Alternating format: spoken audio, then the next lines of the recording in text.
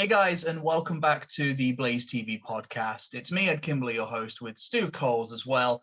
And I guessed on this episode, Blaze head coach Danny Stewart. We kind of thought at this point in the summer, right at the end of July, a month down the road, we'll have players coming in, we'll have preseason games to go and watch at the Sky Dome. And it felt like a really good spot to just touch base with Danny to get a bit of a review of what's going to be pulling on the jersey for 2022, 2023 so far. A bit of a recap of some of the movers and shakers from in the summer in terms of guys that have moved on and stuff. And also, because it worked really, really well when we chatted to Keno and we announced Peyton Franti was going to be joining us, we thought that we'd announce another signing here on the Blaze TV podcast, which is pretty cool. So, two things. Firstly, Danny, thank you very much for joining us, and thank you for letting us be the delivery method for some signing news. We love it.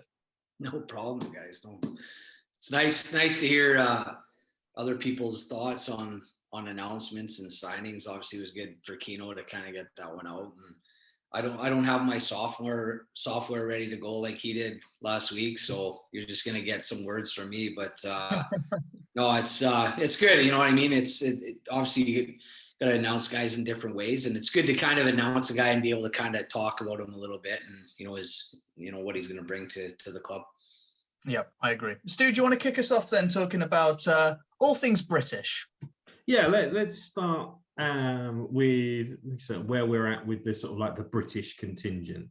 And I know for those fans who are at the Booster Club event a little while back, we may cover some stuff that we've already covered, but we want to just kind of cap everything and make sure that we're all up to speed, as it were. I guess firstly, there's a good number of Brits coming back to the club. Alex Forbes being one, had a bit of an injury, but on his way back and raring to go for the new year. Yeah, I know Forbes. He's we talk about it all the time. He's getting better every year, and everything from his work rate to his professionalism to his on ice ability and 5-on-5, and certainly the penalty kill. He's become a huge player for us in those situations, and his versatility, his ability to drop back and play D every once in a while. He's done a really good job with that, even to the point where I was kind of considering maybe throwing him back there full time. But we like the versatility, and Forbes. He's just, I've said this before. If I had 20 Forbeses, my job would be a lot easier, right? Lowest maintenance guy I think we have. You don't hear a peep from him, and just bought into the club, and we're thrilled to get him back.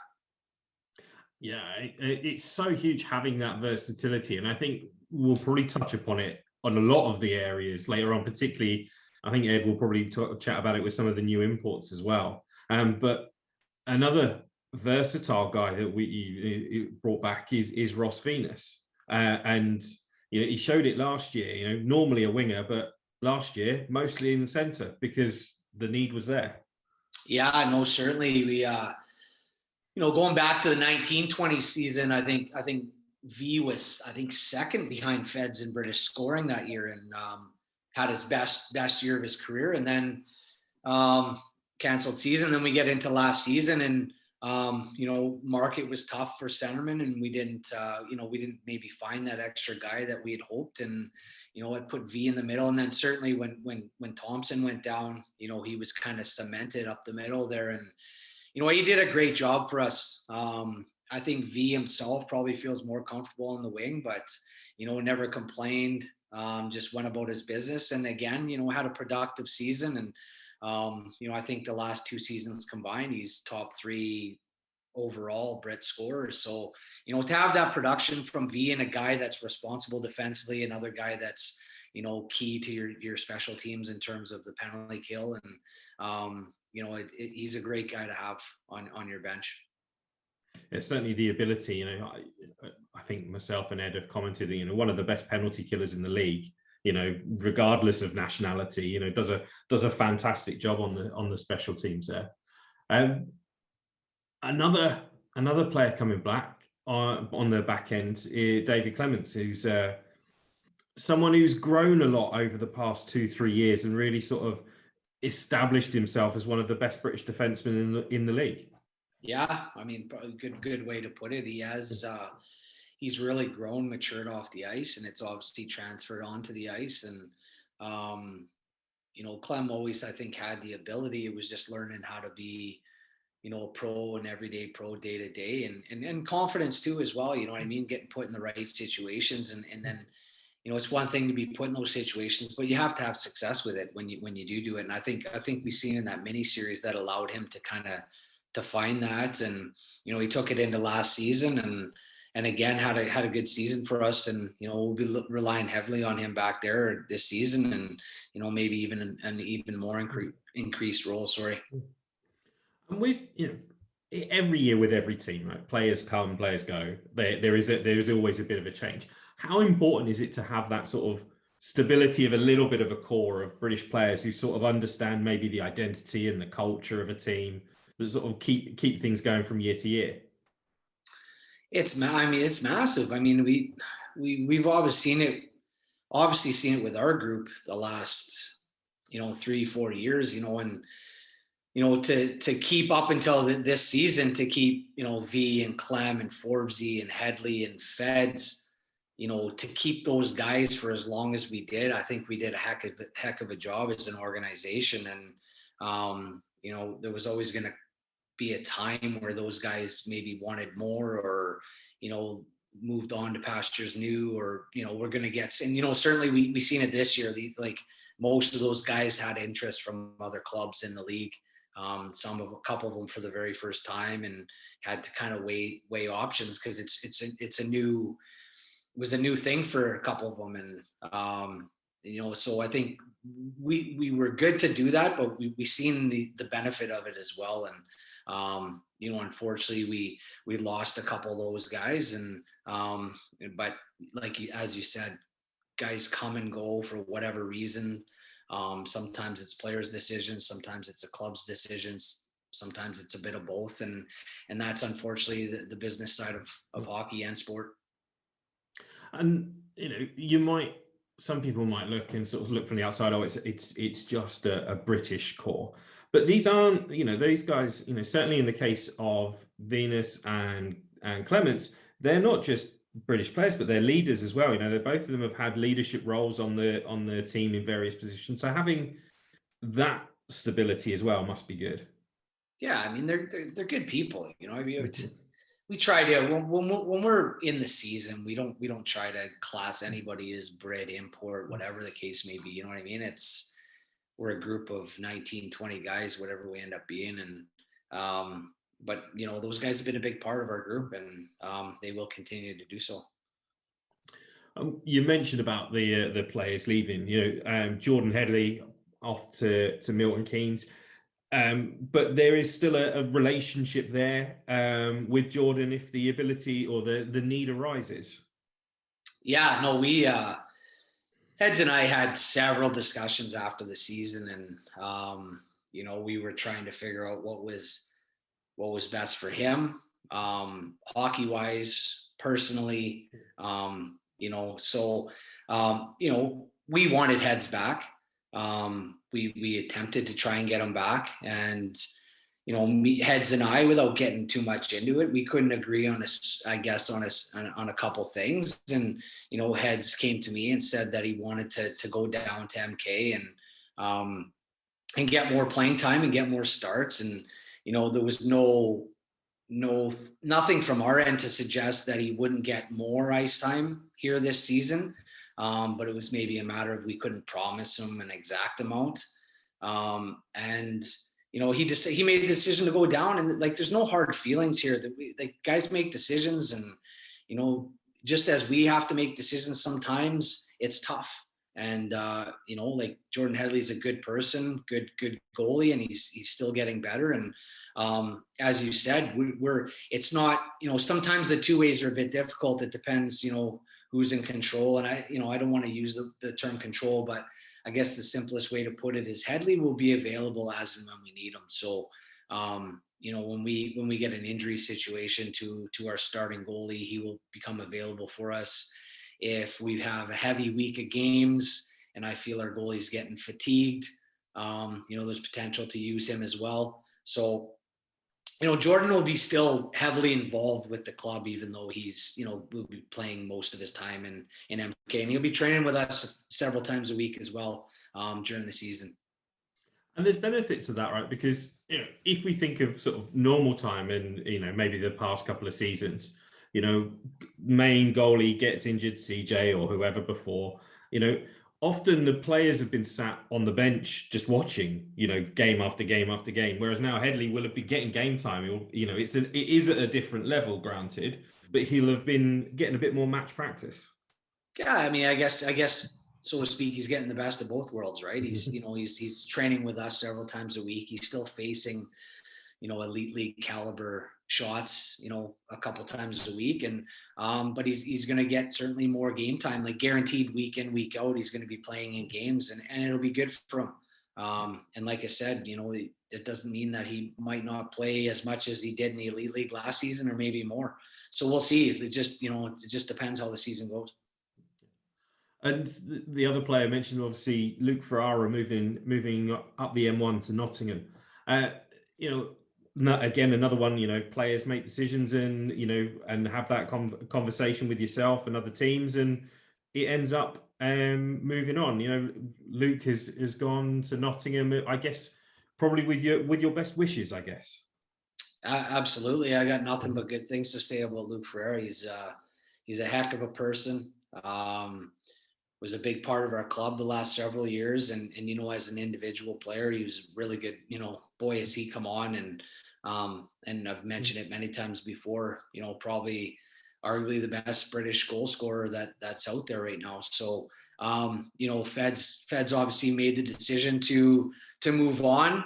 And we wish them all the best, obviously not against us, but any of these guys that I've coached all the years, whether they move on through our decision, through their decision, combination of both.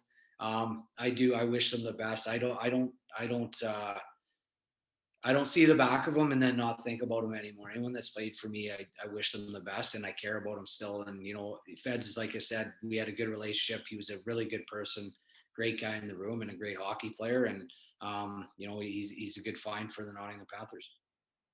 And, with potentially, one door closing, it means there's an opportunity for somebody else, and that means the ability to give Nathan Ripley his first full pro contract.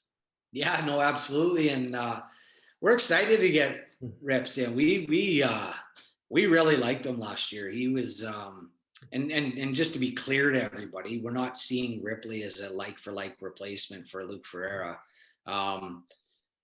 Rips came in and played a few games for us, last minute call to meet us. Where did he meet us? I think somewhere on the M6 to get up to Glasgow. Or no, actually, you know what? He met us in Glasgow. He drove up, scores 2 goals and then goes back home. Right. And what a great attitude, great kid. He wants to learn. He wants to get better. He's a sponge. He just soaks everything in.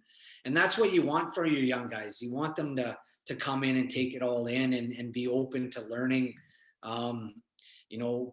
Maybe there's other guys out there that were maybe a year or two older than them that maybe at this point are maybe more experienced, maybe a better hockey player, but maybe just don't have the right attitude. And you bring those younger guys in and they don't mix in with the group. It doesn't usually go well. So, Ripley has the experience. Our guys know him. They love them. And like I said, he's got the perfect attitude for that age to get better. And on the ice, we like his size. We like the way he moves. He's got a good hockey head, which is a really good trait for a kid that age. He picks things up quick. You tell him once or twice, he's there, whether it's structural, whether it's a detail, and he picks it up quick. And that's a huge, huge element to have in terms of development. And I think when we've spoken to you, you kind of mentioned this a lot about being the right sort of fit and the right sort of person. This whole sort of recruitment, regardless of position and person and play, there's a lot of that personal element into it, isn't there? That about them as a person. Yeah, no, for sure. And the last several seasons we've had such good groups, and it's certainly shown on the ice at times when we were at full strength and playing well. And like I said, you don't have a lot of movement within the rosters in the UK, and certainly us. There's not a lot of change. There's not a lot of guys in, a lot of guys out. So, essentially the group that you bring in, that's going to be your group for 7 months. So there has to be good people. There has to be good teammates. And you have to be willing to give to the club. And it's, that's what we try our best to do that. And, it's something that we're set on doing and certainly won't get away from. Yeah. And with, maybe a couple of the other players, I think, if you talk about somebody who gives and puts everything in and tries hard, Justin Hamonic was that kind of player on defense and also that player off the ice as well. Yeah. I mean, it was a body shot when we found that, no news out, but yeah, I know Justin was fantastic for us. He was Blaze through and through. And, but, things change in guys' lives, and you start getting married, and you guys start taking care of not just yourself anymore, right? And Jenna, fantastic person as well. She was bought into the club as well, and I know it was a tough decision for both of them, not just Justin, and but she obviously has an opportunity to pursue something really good, and Justin wanted to allow her to do that, and you have to respect that. You know what I mean? There's bigger things in life than the game of hockey, and you certainly can't take things personal. Absolutely. And maybe the more recent of the two sort of good guys that have kind of departed, Jani Larkinen, who we'll be seeing across the ice playing for your old team as well. So he's up in Scotland playing for the Flyers. Yeah, no, again, love the guy. I mean, he was fantastic for us, special talent. And you know what, wish him the best in Fife. It's a good spot, good people up there in Fife. And I think he'll enjoy his time up there. He's spending a few more hours on the bus than he's used to, that's for sure. But hey, listen, again, these are situations that happen in hockey. They don't come easily. If people think that we move on guys or they move on us without a second thought, you're crazy. A lot of sleepless nights making these decisions, and I'll miss Yanni. I'll miss him. I wish him the best up there, and I think he'll do well. Yeah, myself and Ed, we're not really allowed to have favorites from on guests and podcasts stuff. But Yanni was always a good, entertaining chat with us, and he's had a very the only way I can describe it is a very Finnish sense of humor. But it was a very nice guy to talk to, and we, like you say, we wish him well as well. Absolutely. Yeah, I don't think I was going to say with Yanni, I don't think you spoke to anybody who'd met Yanni a couple of times that didn't have a good story to tell about him. He's just one of those guys. And in Fife, I know he plays a little bit of golf, so I think he's going to love it up there because that stretch of coast is pretty awesome for it. But in terms of returning imports then, so I think I've got everybody down so far. So we've got Mitch Cook, Johnny Curran, and Nate Halbert. And I think in the press release for Curran, you kind of said, this is a year where he's going to step up into our top six. And he was one of the guys, Danny, that kind of benefited from the injuries and the kind of COVID bouts and stuff that were going on last year, because he by de facto got to step up into that situation with increased minutes. And boy, oh boy, did he deliver. He did. And like I said earlier, it's one thing to get opportunity, but you gotta have success with it. And he certainly did. And we used him in different situations. We used him on the bump, on the PP, that we'd never done before. And through the middle, we had a little experiment with him through the middle, off and on. And, some nights really good offensively, and, created a lot of pace through the middle. And so, yeah, he had a big year for us last year. And obviously we're expecting a lot of the same. And, I think from last year, he cemented himself in that top six role for sure. And that's where he'll be to start the year. And, Johnny, I think still has more to prove and more to show. So, I'm excited for him this season. Because we're seeing that development journey from him, aren't we? I mean, we saw him as a first year pro. He'd come out of Niagara. He had the COVID year in the SP, and, it's great to see him making those strides for sure. let's talk about Mitch Cook as well, because he was one of the guys that came in mid-year. We picked him out of the Belgian league where he was something crazy, like 3 points a game. He was one of the dominating players at that level.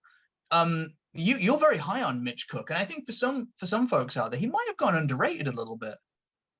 Yeah, I think so. I mean, it's so easy to click on an elite prospects link and be like, oh, this guy's this and whatever. But COVID displaced so many players and made it so difficult on some of these guys. Certainly the guys that were coming out of U Sports and NCAA and places like that, there wasn't as many places for them to go. And, even seeing Gibby and Marshy and those guys, like, it was very difficult for those guys, and they're good hockey players. And so is Mitch Cook. And, we got lost in the shuffle a little bit coming out of the University of Calgary, and he ended up going to that Belgian league just to keep playing. And, it obviously worked out for him because, if he hadn't played the year before and then hadn't played during the season, probably nobody was taking him. And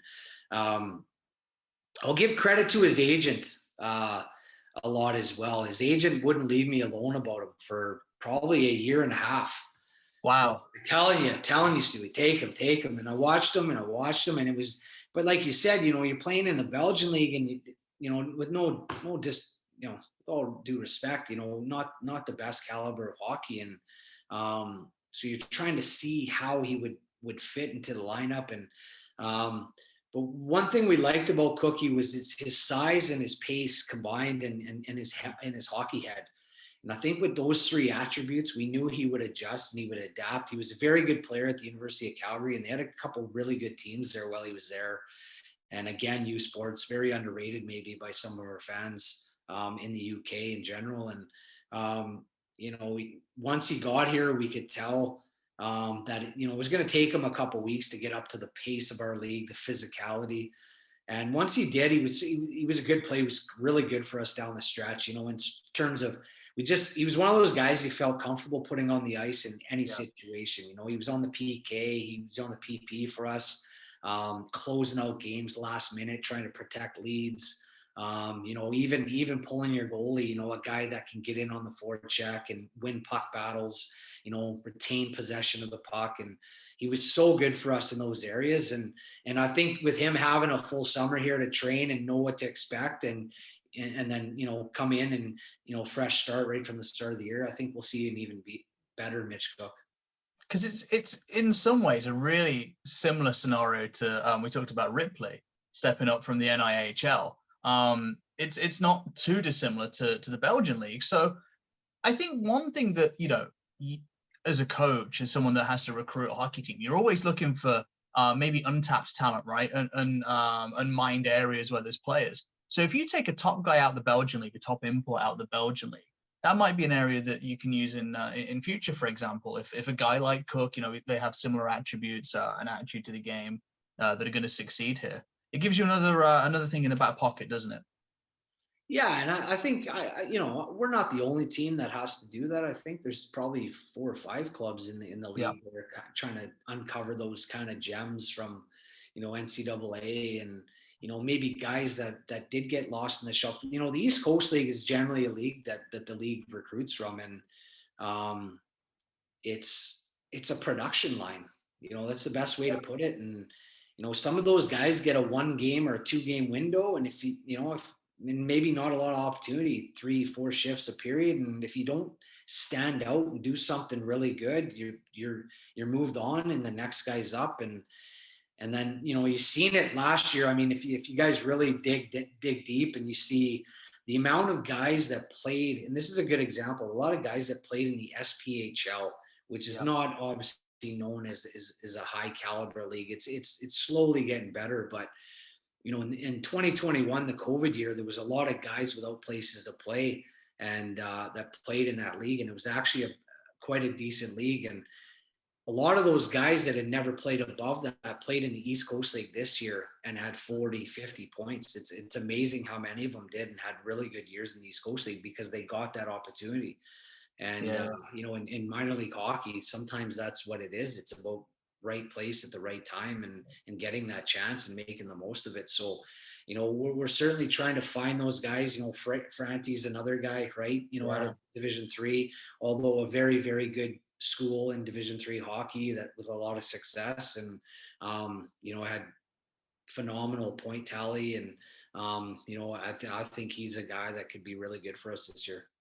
Yeah, no, for sure. I think we'll probably come on to maybe onto Franti a little bit later on, because we heard from Kino about him a few days ago. So it'd be great to get a little bit more of your take. But I guess the final returning import, and you talk about, guys having a bit of luck, being right place, right time.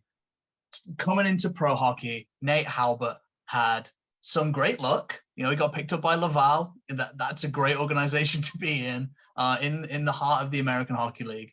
But he also picked up an injury, COVID hit. And I think, correct me if I'm wrong, he played like 6 or 7 pro games before coming to Europe.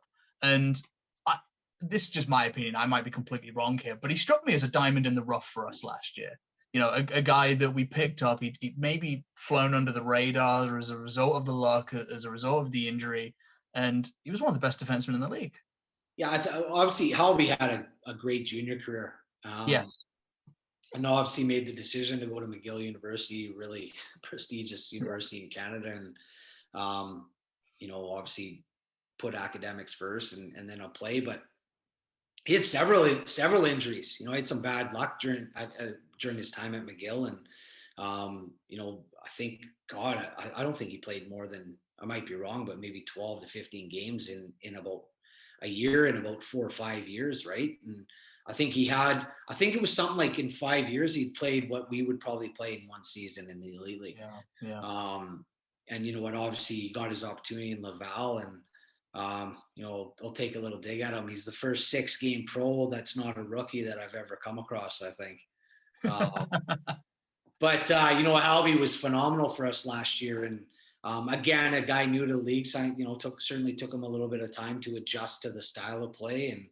And, but he was the clear-cut top pairing guy for us last year, and he was a top 3 player for us, and on both ends of the ice. And getting him back was massive for us. He was a guy that, I won't lie, I thought we were most likely going to lose to a bigger club. But we worked hard at trying to keep him, and fair play to him. I think he recognizes the ability and the opportunity that he has here to really have a big season, and see what happens after that. So, we're excited to get him back. Different position, but he kind of sees CJ Mott do a similar thing, right? His North American pro career, he was kind of bouncing between the American League and the coast. And when you fall into that, you're a great goalie, you're a really good goalie, but, sometimes you end up third string in between the American League, and it can just be tough to play a lot of games. But here, his first year after coming, I think it was Innsbruck that he signed from, he became the man. He became the best goalie in the league. And then, he earned his way into another shot at the American League after this season. So maybe Halbert's looking at that and thinking, that's a path for me, albeit on the blue line. I get that. It's a momentum thing too with these guys. Certainly the guys that are up and down in the East Coast America, like you see a lot of good players that'll play, 20, 25 games in the East Coast League, but they've been up for 20 games in the American League. And you go up to the American League, you're maybe playing a 4th line role, a select amount of minutes per night and situations, and then you go back down. It's not easy to just pick up where you left off when you were in the East Coast League and all of a sudden be a top line guy again. And some guys do it better than others, but we see a lot of those guys that spend a lot of time in the American League, they come down and maybe had average statistics, but again, it's a momentum thing. And, when you're in the same spot for 55, 60 games, maybe you have a tough 10-game stretch, you can find your way out of it and then, pick up some momentum and get on a hot streak. And then, at the end of the year, those points tallies seem a little bit more, I guess, impressive. And it's like I said, it's hard to explain, but, certainly when you're in one spot and you can settle in and kind of know where you are night in, night out, it's easier to have success. Yeah, absolutely. Right. So that's the returning imports. Let's talk about the new guys, and let's add one, shall we, as well. So far, we've got Garrett Johnston on the back end, Jack Billings, Peyton Franti, Kim Talbari, Radek Vasily, Colton Yellowhorn, Brock Trotter, who you announced the other night. And do you want to go ahead and announce the latest addition to our blue line, Danny? Oh, you're going to make me say his last name, all right? Tanner Lashinsky. Played in Tulsa last year. He's a product of the University of Saskatchewan. Stay-at-home D-man. Plays good two-way game, good first pass. But this guy competes. Every reference I got in video we watch, he battles. He competes every night. He's got good size, 6'1", 200 pounds plus, and he's a guy that you know what I mean. He does those intangible things. You know, eating pucks, blocking shots, good on the PK. You know, takes hits to make plays and does the little things well. So, you know, we're excited about him. He had a really good first year pro in Tulsa last year. Played a lot of good minutes for them, and you know, he'll be a good player for us. I think it was his coach in Kootenay, where he's the captain, that said he was the most intense player he's ever coached out there. And that sounds like it's right up your street. Yeah, he's a competitor. He's a competitor. That's what we really liked about him. And, you know, we wanted to be a little tougher to play against this year and a little heavier. And what I mean by that is obviously 200-foot games and, you know, and again, just being a little bit more of a pain in the ass. And, you know, he's that type of guy that fits that mold. Yeah, no, for sure. So that leaves us, I think, by my maths, got 2D left to go, and obviously the starting netminder. So to finish off the defensive core, with the remaining D that we're going to get, what kind of thing are you looking for? Because we've got a lot of intensity. We've got some guys that can put up some numbers. It looks like Johnston's got a bit of an offensive edge to his game. Obviously, we know Halbert likes to rush up the ice. So what do you think we've got left on the table to pick up? As I said, a little bit of heaviness back there. I think in our rink, you know, maybe allow us to defend a little bit better, and you know, just little things like puck battles and box outs in front of our net and stuff like that. Just getting a little bit better in those areas, and we want to be a little heavier back there, and also always the goal is to maybe add some toughness back there as well. You know, we've missed out on quite a few guys, and those guys are a little bit more few and far between these days. And unfortunately, the ones that are, you know, that have that toughness and can play really well come at a pretty hefty price tag. And maybe sometimes the ones that are tough and don't play as well, maybe just don't fit the spot you're looking for. So we're trying our best, and that's what we're looking for. And sometimes the market doesn't allow you to do that. And you know, maybe if we tick one of those boxes and the right guy comes along, maybe a high-end skating type defenseman that can produce offense, then it's hard to say no to that automatically. So sometimes that changes, you know, as what's, you know, on offer. No, I understand that. In terms of the forward group then, because I think we've touched quite a lot on the D. We spoke to Johnson on the podcast. He seems like a great kid. Really looking forward to having him with us. In terms of the group overall, particularly in the forwards, we've got a bit more of a veteran presence, haven't we? So I think, you know, Yanni obviously brought the average age of the team up for the last couple of years. But in Yellowhorn, in Trotter, Talbari's been around a little while. We've got guys that have got a few more seasons under their belt. And that experience, you just can't, you know, you just have to have a guy go down that journey, don't you? You can't just get it out of the bag and give it him and say, here you go. You've got 350 games of experience. Have fun. Yeah, I think obviously a few seasons ago we committed to being a bit younger. I think the one season we were possibly the youngest team in the league, and I think the last season we were maybe bottom three, top three youngest teams. But I think at times we missed that little bit of experience, right? You know, things like closing out games and situational things, and maybe even in the room a little bit. And you know, that's something we wanted to do. But again, you know, you can have an idea in your head, and then certain players come up on the market, you know, such as Yellowhorn and Trotter, and you know, you go for them. You know, we did our best, and obviously, you know, with those two, you know, obviously the support of the Booster Club allowed us to maybe make those moves, and I'll tell you, those two guys are excited. I think they'll be fantastic players for us, and you know, getting a guy like Brock Trotter, who had a bit of a bit of a crazy year last year, and started his year in Romania. And I was watching some games there, and I mean, he was toying with some of those guys, and he got hit with COVID hard. He was bedridden for 4 weeks with COVID. Wow. And really struggled, and he was expected to be quite a top guy there. And when he came back, I think they wanted him back in the lineup quite soon, and it just didn't work out. So he moved on, and I think maybe came back a little bit too early to Germany before he was ready, and obviously only played a short time there. But he's 5-6 months onwards now. He's feeling great. He's training. He's skating. So he's fired up and he's pumped up. And I think obviously we'll see a special player in Brock Trotter. And I think Yellowhorn will do us some great things for us as well.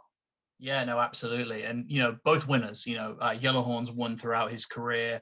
I think most recently he won the Liga, if I remember rightly, for a Romanian team who I'm not even going to try and pronounce off the top of my head. Trotter won the French league with Rouen, and I think he was like the Continental Cup. I think he was like 3 or 4 points a game, which is nuts. And Yellowhorn, he did very well at this in this league last year. He led the EBEL in points one year. Nobody does that. So those guys, they're going to be expected to put the puck in the net. Yeah, no, absolutely. I think in discussion Keno and I have had a lot about our forward group this year is I think we have a lot more guys that can not only put the puck in the net but can create as well. A little bit of both, right through the lineup. Yellowhorn, Trotter, Billings, Tallberg, Vasily, Curry, they can score, they can pass, they can create. I think a little less one-dimensional where we were maybe a little bit last year, PPN 5-on-5. So we're excited. I think we're a little bit heavier up front. And I think, a little bit overall, a little bit more skill. And we're excited to see, obviously there's still the chemistry and guys clicking and stuff like that. And, we're excited about the forward group that we have. I think the one player that we've not really talked about, we've mentioned Franti, we're quite high on him. We just talked about the size of Vasily, and clearly he's shown in his highlight reel. He's got a lot of skill. And there's a lot of skilled guys like him in the Czech league, but maybe without that frame. So he's going to be fun to see at this level. The guy we've not really talked about is Chad Billings. He's come in a similar way to Franti out of dominating D3. And then he's followed in Johnny Curran's shoes by coming through Niagara, where he did very, very well. And he looks quite, in my opinion, and I've only seen the highlights that are out there, he looks kind of similar to Johnny Curran in some ways. Is that fair? He's got that skill, got that speed. I think he's got the maybe not the high end speed maybe that Curry has, but look, I mean, it's a testament to his character to battle out of D3 and earn your spot at D1 spot. It doesn't happen very often.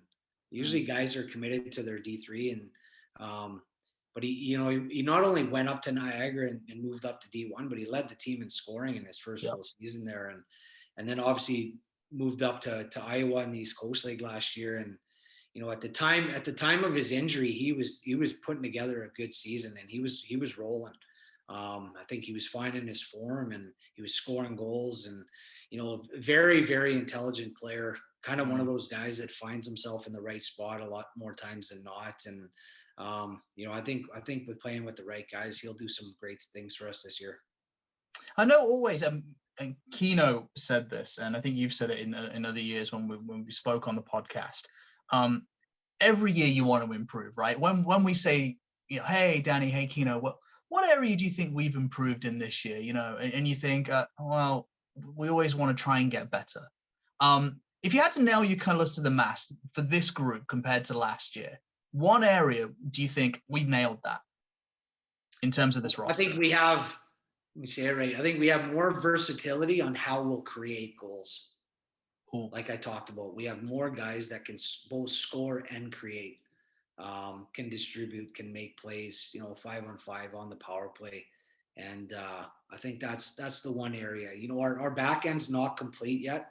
No. So I'll obviously leave that for now. But I think as of where we are right now, I think that's the one thing we've gotten better. We've got more guys that can play the middle. Trotter's going to start in the middle for us, but Yellowhorn has the ability to play in the middle. Vaselis plays the middle. Curry has the ability to play the middle. We've got Franti and V on the third line. Franti will start on the third line. But obviously V has the ability, in case of injury or whatever the case may be. So we got a little more depth through the middle as well. Because it's from that description, and I don't want to put too much of a point on this. I remember last year, there were times where you were like, oh man, I've got to throw whatever I can up the middle. I'm really struggling for guys up the middle this year. You've gone and you got right. You can play up the middle. You can play up the middle. When did you play up the middle in junior? You did great. That's fine. We'll say we like that. That's I don't know. This has got me excited. I'm really excited about this season. You've really and Keno too have both come on to the podcast with a lot of energy and have not beat about the bush. You know what this group looks like. You are clearly authentically excited about what we've got, and that has transferred onto me. So I like that. And I think we're at the point where we're in August now, and it's we did a big turnaround before the 1920 season, if you can remember, right? And, obviously a lot of things went well that year, and we had signed a lot of those guys back for the 2021 season, and obviously the idea was to build on that success and bring back a core, and ultimately that's what you want to do, to build something special. And COVID had different ideas for us, so we managed to hold on to a few of them, and at times we looked like the same team last year, and at other times we didn't. I think it was just one of those seasons where a lot of things went on, and we were just maybe missing one or two pieces that maybe might have made a big difference for us. But for reasons, unknown sometimes, or our decision, players' decisions, all of a sudden you find yourself in a rebuild. And I shouldn't say a rebuild, but reset would probably be a better term. And we had initially had 6 imports signed back along with some Brits. So you got half your team, which you'd be generally happy about. But then obviously Mott, Hammer, and Thompson changed their mind due to their own circumstances. And then all of a sudden you're only got 3 guys back. And I think the fact that we got so much new blood, and you get kind of re-energized and excited about, what these guys are going to bring. And I think that's where we're at. And it's been a long summer. It's been a grind. To recruit 14 imports is tough enough, but to recruit 17 is even tougher. And I think, it's not automatic. Re-signatures aren't automatic. You have to work as hard for those ones as you do maybe the new guys. So it's been a long summer. We're almost there. And I know our fans have been great, and they've been patient, and you know what, we'll get this roster completed here hopefully in the next week or two, and get some news out, and get excited for the season. Yeah, I think one thing that's been, it has been exciting. It's been kind of crazy at times, is the rumor mill. This summer, something about the Elite League rumor. I don't know if you pay any attention to it. I'm assuming that you don't, but we were linked, for example. You know what? I didn't until Ethan Kane became our equipment manager. So Ethan updates me, and drills me about things every once in a while. And I'll tell you a funny story. He actually sent me a text message one night, and he's like, "Can you confirm any truth to this?" And usually he doesn't message me about every single rumor or whatever. I'm not saying that, but it was when apparently the Yellowhorn, there was a rumor about Yellowhorn signing for us, and he texted me, said, "Any truth to this?" And I'm like, "Come on, Ethan, smarten up. Like Yellowhorn would leave Glasgow to come to us. Come on." And then the next day, I basically said in the off ice team group that we had signed him, and he was rattled. But I didn't want to give him that information so that he could run to everybody and tell them, right? So Ethan, he'll be mad at me for saying that tomorrow. But whatever. It's fun. It's fun for fans. It's fun for the league. You want to hear those rumors. I mean, it happens at every level. So why not ours? Yeah, no, for sure. The big one that rattled Craig, for some reason, I don't know why this rattled him, because he's usually inflappable, was the Jackson Whistle one. Because the goalie's a big thing for us this year. CJ had a lot of success, so we're looking for a guy that can do it at this level, to a really good level. I don't know why they rattled him so much, because he's gone back to Belfast. He's had a lot of success there with Beskar Awani, who's retired. But Did you hear that one? Because that one didn't go away. I think that was around since like April. I heard it because I had a few people message me, and people try to get inside information off me every once in a while. And Jackson's a good goalie, really good goalie, and I'm sure he'll do well in Belfast again. And but yeah, no, certainly not coming to us. And one thing with the goaltending situation, when we got a bit of a late start on it, but at the same time, everyone we come across, we're kind of comparing them to CJ, right? So that's a standard we have, and we want to make sure that we fill that position with somebody that's going to give us a chance every night. So sometimes, you got to be patient and wait for that right guy. Tanner Lashinsky, the new guy, announced on the back end on the Blaze podcast. He has intensity. CJ Mott had intensity. So I think, Danny Stewart, you're probably going to want to have a goalie that will not give up on a puck no matter how late in a game, no matter what the score is. So that's going to be fun, I think, to see when it's announced. Thank you so much for your time, as always, Coach. We really do appreciate it. Stu, I've talked for far too long. Is there anything else you wanted to add here before we wrap her up? No, we're all good. You talk for long all the time. Get used to it by now. But no, we're all good. We're all good. It's like you said, really feel really energized about the start of the season and raring to go. And I'm just kind of disappointed that it is a month away. Like, can we start it maybe in a couple of weeks? Yeah. Well, we'll let you get the signings in first, Danny. We'll take the extra couple of weeks to prepare. Absolutely. Danny, Stu, thanks so much again for keeping us company. I've really appreciated this. Guys watching at home, thank you so much for joining us as always.